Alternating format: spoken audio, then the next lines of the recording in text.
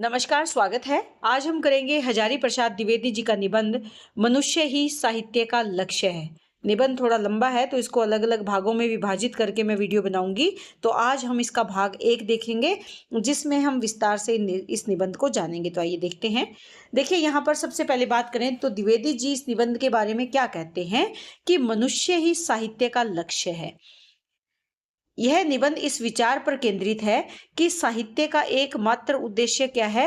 मनुष्य को अज्ञान, स्वार्थ, परमुखापेक्षिता यानी दूसरों पर निर्भरता और दुर्गति से बचाकर उसके भीतर मानवीय संवेदनाओं, आत्मबल और करुणा का संचार करना। यानी कहने का भाव क्या है कि साहित्य मानव कल्याण के लिए है। अगर इन सब बातों पर ध्यान दिया जाएगा तो क्या होगा, मानव का कल्याण होगा।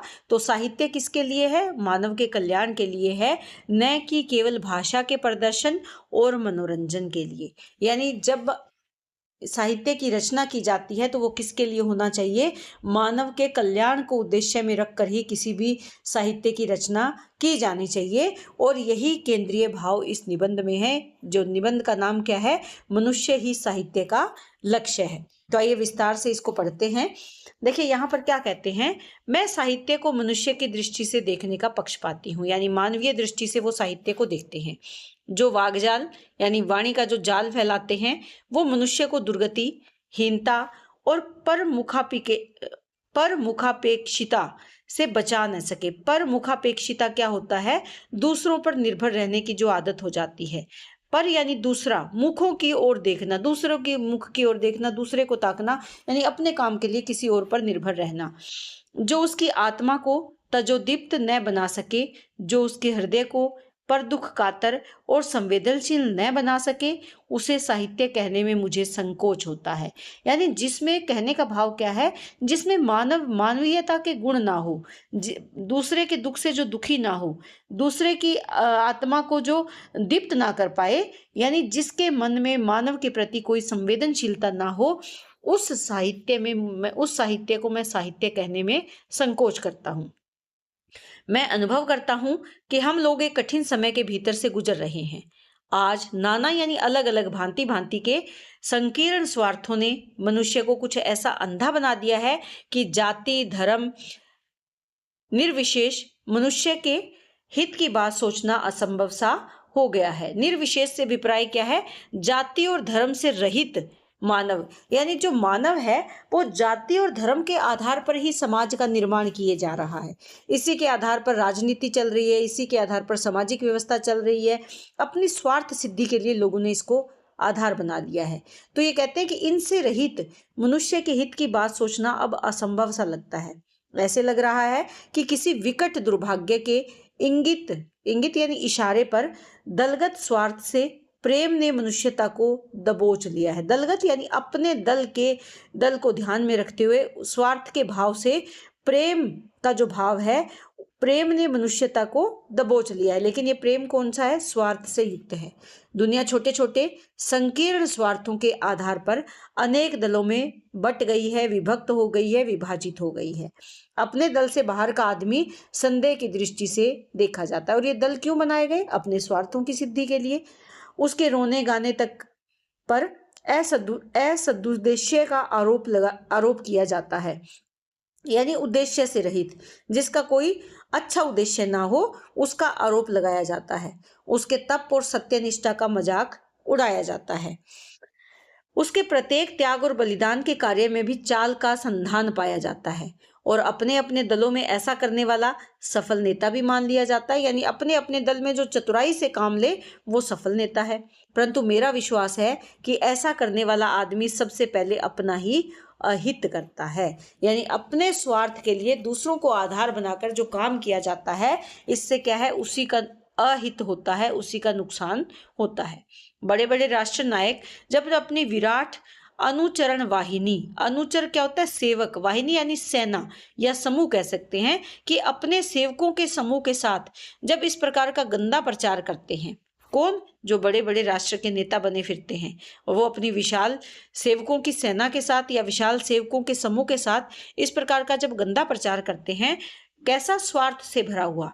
ऊपर ऊपर से चाहे जितनी भी सफलता उनके पक्ष में आती हुई क्यों न दिखाई दे। इतिहास विधाता का निष्ठुर नियम प्रवाह भीतर ही भीतर उनके स्वार्थों का उन्मूलन करता रहता है, यानी उसके बारे में उसे सब पता है।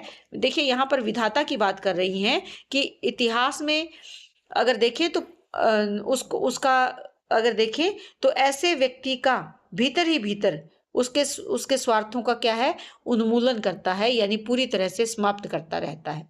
इतिहास शक्तिशाली व्यक्तियों और राष्ट्रों की चिता भूमि को कुचलता हुआ आगे बढ़ रहा है। फिर भी यानी इतिहास किसी के लिए रुकता नहीं है, वो इसी क्रम में आगे बढ़ता चला जाता है।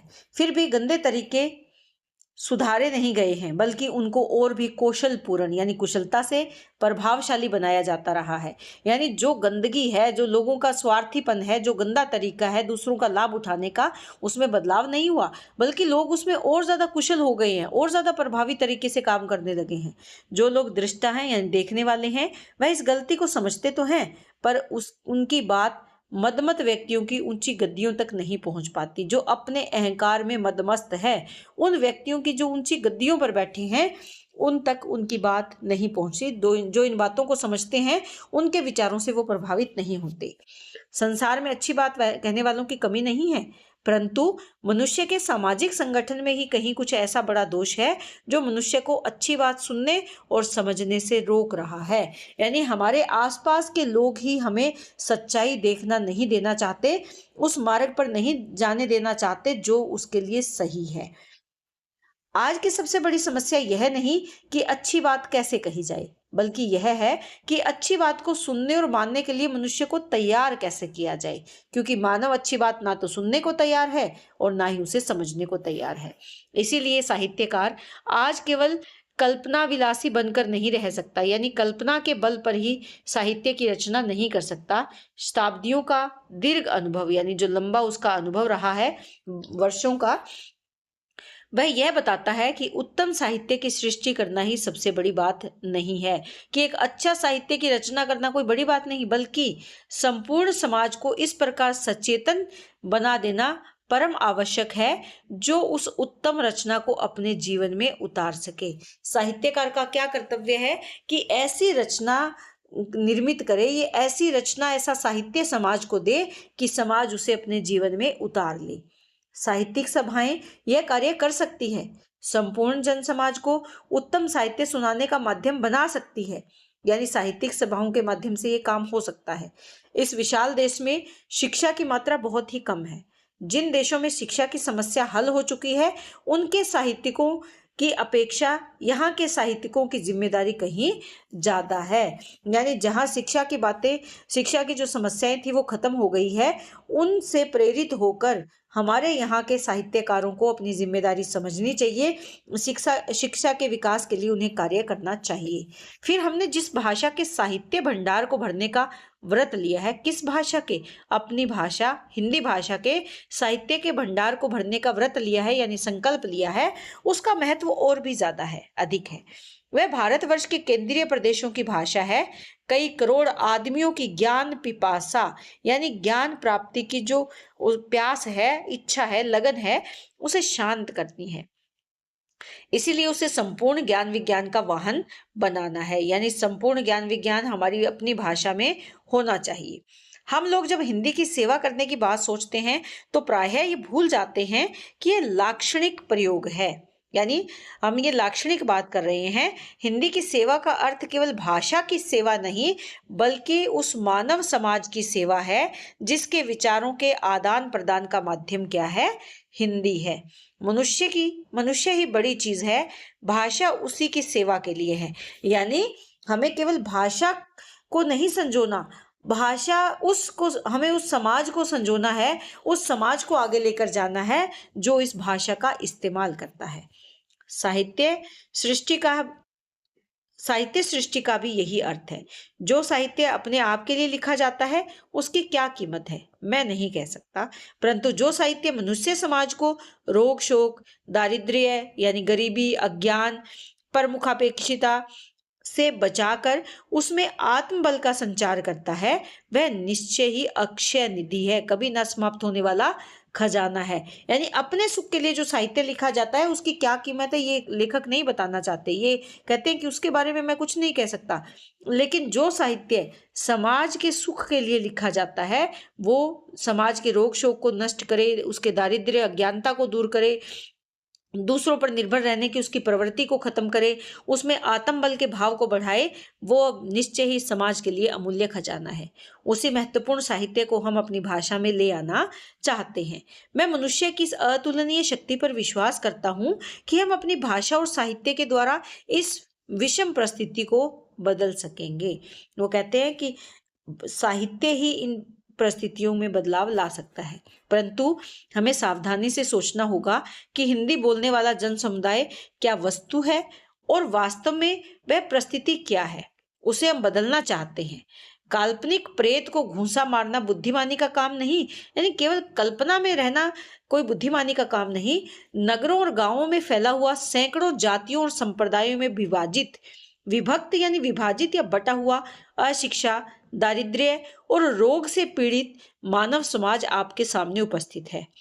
यानी वास्तविकता क्या है उसका सामना करना ही सबसे मुश्किल काम है, वही बुद्धिमानी का काम है। काल्पनिक प्रेम को तो हम घूंसा मार सकते हैं, लेकिन जो चारों ओर हमारे समस्याएं फैली है उनसे कैसे निपटा जाए।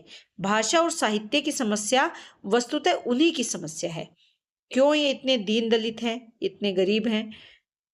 शताब्दियों की सामाजिक, मानसिक और आध्यात्मिक गुलामी के भार से दबे हुए ये मनुष्य ही भाषा के प्रश्न है और संस्कृति तथा साहित्य की कसौटी है।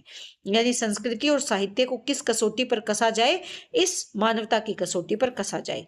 जब कभी आप किसी विकट प्रश्न के समाधान का प्रयत्न कर रही हो तो इन्हें सीधे देखें।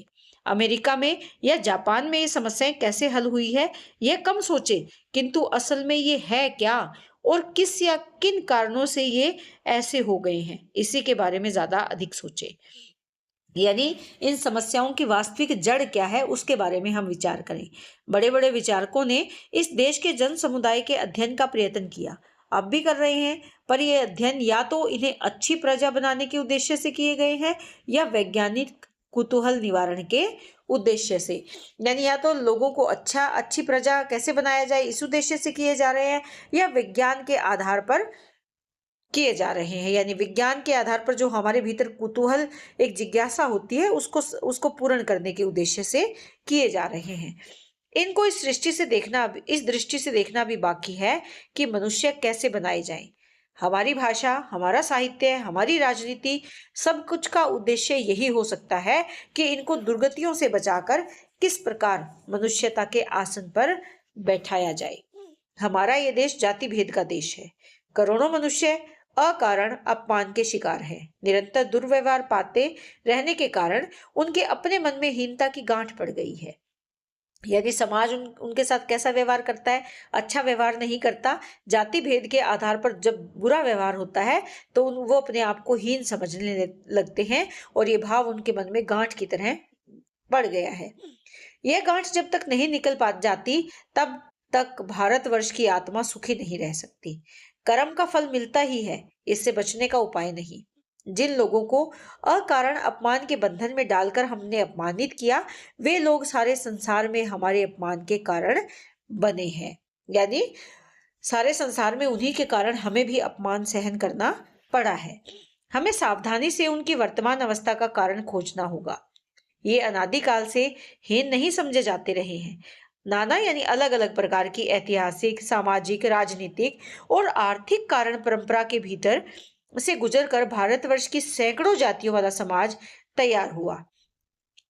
इस शत यानी सैकड़ों छिद्रों वाले कलश यानी घड़े में आध्यात्मिक रस टिक नहीं सकता। यानी जब एक घड़ा है और उसमें सैकड़ों छिद्र है तो उसमें हम कुछ भी डालेंगे तो वो बाहर निकल जाएगा। उसी प्रकार से ये कह रहे हैं कि आजकल हम लोगों को हिंदू मुसलमान की मिलन समस्या से बुरी तरह चिंतित है। निसंदेह यह बहुत महत्वपूर्ण प्रश्न है।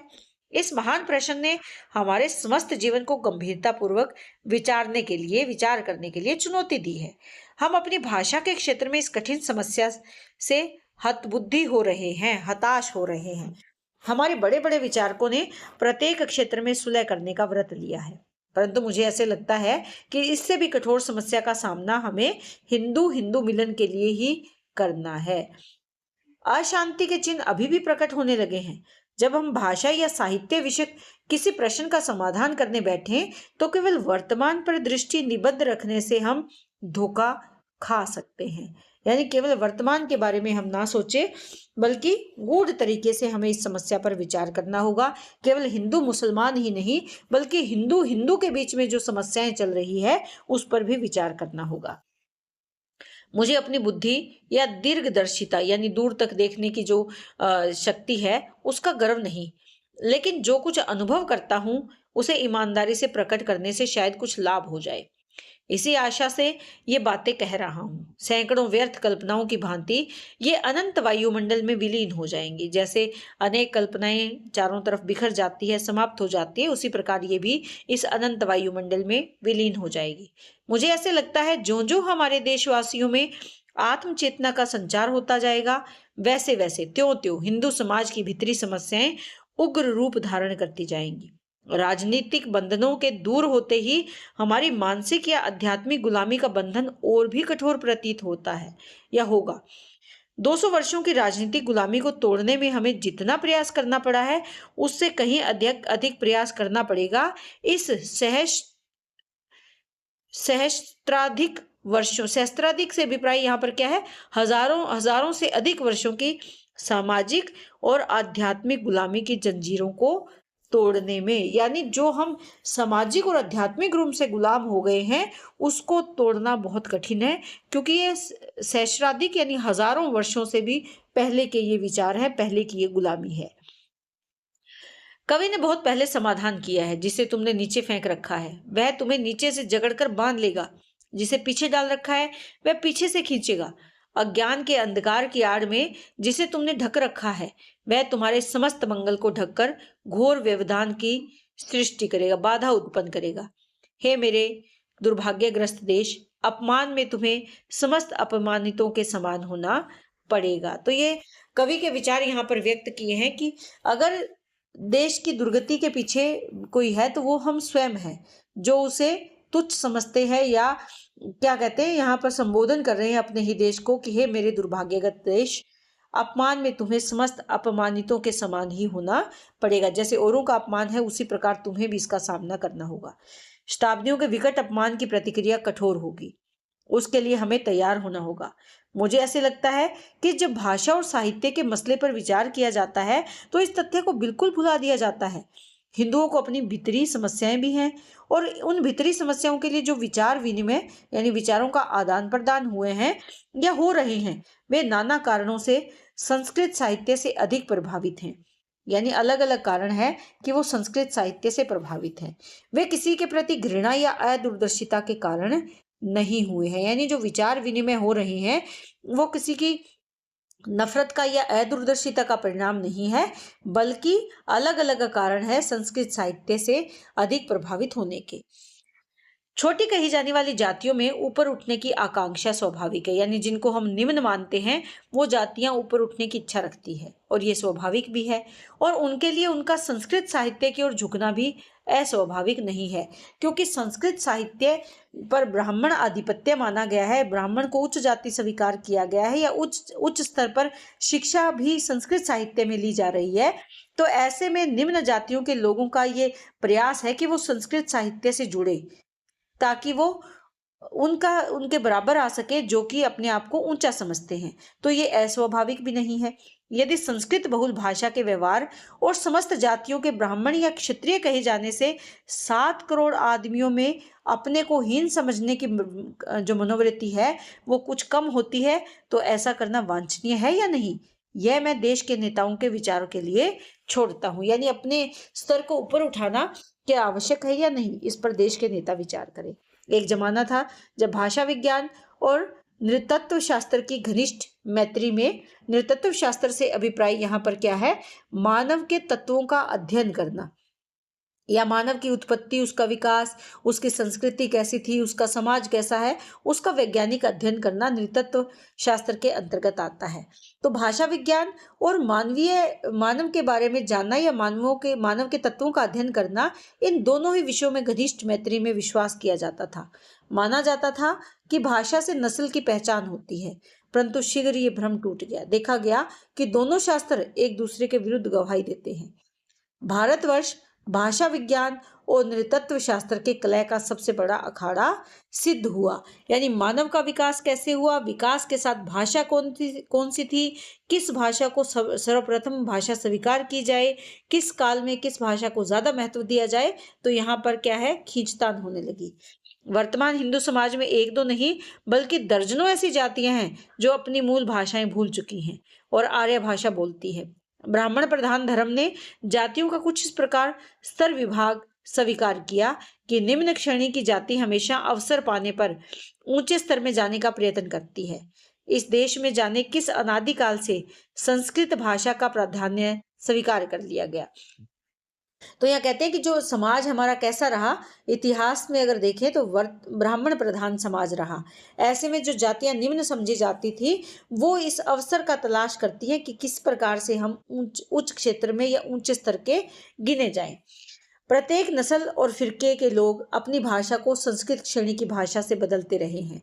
ग्रियर्सन ने अपने विशाल सर्वे में एक भी ऐसा मामला नहीं देखा जहां आर्य भाषा संस्कृत श्रेणी की भाषा बोलने वाले किसी जन समुदाय ने अन्य से अपनी भाषा बदली हो। यहाँ तक कि आर्य भाषा की एक बोली के बोलने वाले ने भी दूसरी बोली को स्वीकार नहीं किया, यानी वो अपनी भाषा में परिवर्तन नहीं चाहते। स्पष्ट है कि इस देश में संस्कृत प्राधान्य कोई नई घटना नहीं है, यानी संस्कृत भाषा को प्रधान मानना कोई नई बात नहीं है। यह भी स्पष्ट है कि इस भाषा का सहारा लेकर जातियां ऊपर उठी हैं। मैं केवल उन तथ्यों को आपके सामने रख रहा हूं जिनके आधार पर मेरी यह धारणा बनी है कि इस देश में करोड़ों मनुष्यों ने आत्म चेतना भरने का काम बहुत दिन से संस्कृत भाषा करती आई है और आगे भी करती रहेगी, ऐसी संभावना है। यह न समझिए कि जो लोग संस्कृत बहुल भाषा का व्यवहार कर रहे हैं वे किसी संप्रदाय के प्रति द्वेषवश और घृणावश कर रहे हैं, यानी विरोध का भाव उसमें नहीं है। यह हमारा दुर्भाग्य है कि ऐसी बेतुकी बातों पर भी आसानी से विश्वास कर लिया जाता है। यानी जो लोग संस्कृत भाषा का प्रयोग कर रहे हैं वो किसी के प्रति क्रोध और वैर का भाव रखकर उसका इस्तेमाल नहीं कर रहे हैं। दीर्घ काल से ज्ञान के आलोक से वंचित इन मनुष्यों को हमें ज्ञान देना है, यानी जिन्होंने लंबे समय से ज्ञान नहीं लिया या लंबे समय से इस बात पर वो विचार नहीं कर रहे, उनको हमें क्या देना है, ज्ञान देना है। शताब्दियों से गौरव से हीन इन मनुष्यों ने हमें आत्म गरिमा का संचार करना है। अकारण अपमानित यानी बिना कारण जो अपमान महसूस करते हैं, इन मूक यानी चुप नर कंकालों को हमें वाणी देनी है। शोक, रोग, अज्ञान, भूख, प्यास, पर मुखापेक्षिता और मूकता यानी चुप रहने से इनका उद्धार करना है। दूसरों पर निर्भर है, अज्ञानी है, भूखे हैं, प्यासे हैं, यानी शोषण का शिकार है, गरीब है, और इनका उद्धार करना ही क्या है, साहित्य का काम है। इससे छोटे उद्देश्य को मैं विशेष बहुमान नहीं देता, इससे छोटा कोई उद्देश्य ये नहीं मानते। आप क्या लिखेंगे, कैसे लिखेंगे और किस भाषा में लिखेंगे, इन प्रश्नों का निर्माण इन्हीं की ओर देखकर कीजिए। यदि इनको यानी आप इनके उद्धार के लिए किस भाषा का इस्तेमाल करेंगे, क्या लिखेंगे, ये आपको तय करना है।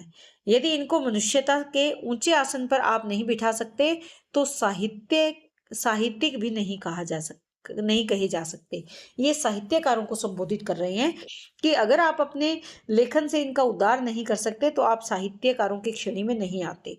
और यह कहना भी आवश्यक है कि स्वयं मनुष्य बने बिना, स्वयं छोटे छोटे तुच्छ विवादों से ऊपर उठे बिना कोई भी व्यक्ति दूसरे को नहीं उठा सकता। यानी पहले स्वयं को इन परिधियों से ऊपर उठना होगा, इन परिधियों को तोड़ना होगा, उसी के बाद दूसरे को ऊपर उठाया जा सकता है या प्रयास किया जा सकता है। साहित्य के साधकों को मनुष्य की सेवा करनी है तो क्या करना होगा, देवता बनना होगा, यानी स्वयं की बुद्धि को, स्वयं की सोच को ऊपर उठाना होगा। नान्य है पंथा विद्यते अयनाय, तो यहाँ पर कहने का भाव क्या है, न यानी नहीं, क्या कहते हैं, नान्य यानी न यानी क्या है, नहीं। अन्य है यानी अन्य या दूसरा कह सकते हैं। पंथा से अभिप्राय क्या है? पंथ या मार्ग, रास्ता, कोई मार्ग नहीं है। मार्ग। विद्यते, विद्यते से अभिप्राय क्या है? विद्यमान यानी है या विद्यमान, विद्यमान। उसके बाद क्या है? अयनाय, अयनाय से अभिप्राय क्या है? मोक्ष के लिए। तो कहने का भाव क्या है? मोक्ष या परमात्मा। मोक्ष का मिलना क्या है? परमात्मा का मिलना। यानी मोक्ष या परमात्मा को पाने के लिए इसके सिवा अन्य कोई दूसरा पंथ नहीं है, मार्ग नहीं है। किसके? कि मनुष्य की सेवा करनी है तो देवता बनना ही होगा। अगर मोक्ष की प्राप्ति चाहते हो तो तुम्हें इस मार्ग पर चलना ही होगा। किसको कह रहे हैं? साहित्यकारों को कह रहे हैं कि अपनी सोच को ऊंचा उठाकर लोगों की सेवा अगर करोगे तभी तुम सेवा कर पाओगे। शायद मेरी ही भांति आप भी इतना अवश्य स्वीकार करते हैं कि इस बहुधा विभक्त यानी अनेक प्रकार से विभाजित जन समुदाय को संबद्ध बनाना है, संबद्ध करना है, जोड़ना है। यदि ये बात सत्य है तो मैं समझता हूं कि अभी हमने साहित्य का आरंभ ही नहीं किया है। हिंदी में कितने जनसमूह के परिचायक ग्रंथ हमने लिखे हैं। इस विशाल मानव समाज की रीति नीति, आचार विचार, आशा और आकांक्षा, उत्थान पतन समझने के लिए हमारी भाषा में कितनी पुस्तकें हैं। इनके जीवन को सुखमय बनाने के साधनों, इनकी भूमि, इनके पशु, इनके विनोद सहचर, इनके पेशे, इनके विश्वास, इनकी नई नई मनोवृत्तियों का हमें क्या अध्ययन प्रस्तुत किया है? प्रश्न कर रहे हैं कि क्या हमने इनका अध्ययन प्रस्तुत किया है, लिखा है इसके बारे में? कहाँ है वह सहानुभूति और दर्द का प्रमाण जिसे आप गण देवता के सामने रख सकेंगे? हिंदी की उन्नति का अर्थ उसके बोलने और समझने वालों की उन्नति है। तो ये कहते हैं कि अगर हिंदी की उन्नति की बात करते हैं उसका अर्थ क्या है वास्तविक? कि बोलने और समझने वालों की उन्नति की जाए, यानी मानव की उन्नति की जाए, तब हिंदी की उन्नति अपने आप होगी। आज के लिए इतना ही। बहुत जल्द इसका दूसरा भाग लेकर आऊंगी, तो इसी तरह चैनल से जुड़े रहें। बहुत बहुत धन्यवाद।